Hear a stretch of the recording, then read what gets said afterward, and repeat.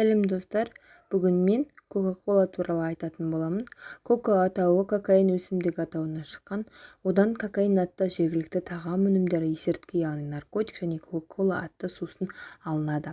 Кока-кола американдық The Coca-Cola Company компаниясының өндіретін алкогольсіз газдалған сусыны болып табылады. Кока-кола сусыны 1886 жылы ақш-та ойлап табылған, әлемнің 200-ден астам елдерінде сатылады. Сусынның құрамы толық айтылмайды, коммерциялық құпия делінеді. Қазіргі таңда адам ағзасына, әсіресе жас балаларға аса қауіпті сусындардың бірі Кока-кола. Бұл сусын Американың брендіне айналып, әлемге таралғаны соншалық, бұл газдалған сусынның дүние жүзінде секундына 8 мың стаканы ішіледі екен. Кейінгі кезде аталған сусынның адам ағзасына келтірер зияны туралы мамандар дабыл қаға бастады. Таяуда Кока-кола компаниясы өз сусынының жасалу құпиясын ашуға мәжбүр болғаннан кейін мұндай күдіктер тіпті күшейе берді. Компания өкілдерінің айтуынша, сусынның негізгі құпиясы кошениль құртынан алынатын азық-түлік қоспада екен.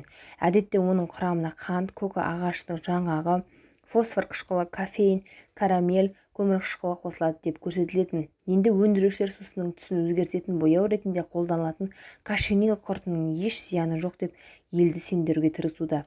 Дегенмен Кока-коланың адам ағзасына келтірер залалы күннен күнге дәлелденіп отыр. Егер жүргізілген тәжірибелерге сүйенсек, бір стакан Кока-колаға салынған кесек ет біраз уақыттан кейін бүрісіп кішірейіп кетеді екен. Дәрігерлердің пайымдауынша, Кока-кола әсіресе балалардың бас сүйегіне, ойлау қабілеттеріне орасан зор зиян келтіреді.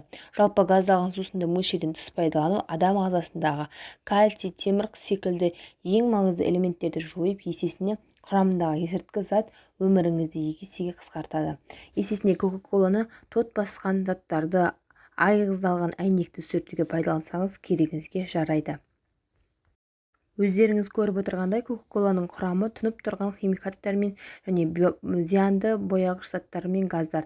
Таза ештеңе жоқ.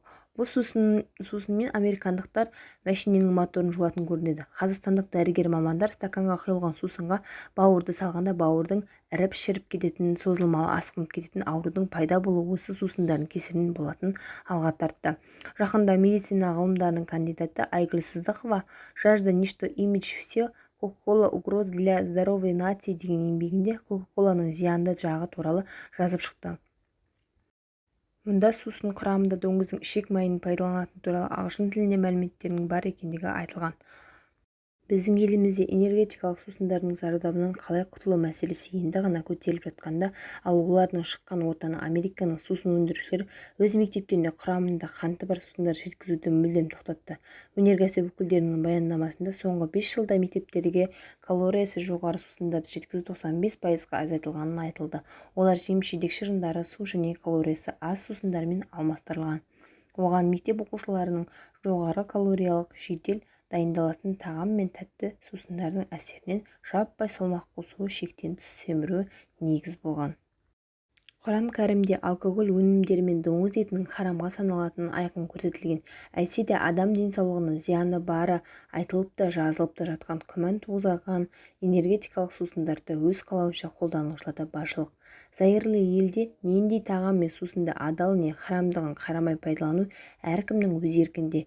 Дегенмен мұсылмандарды сүйікті пайғамбарымыз Мұхаммед саллаллаху алейхи уассалам шын мәнінде адал мен харамның беті ашылды.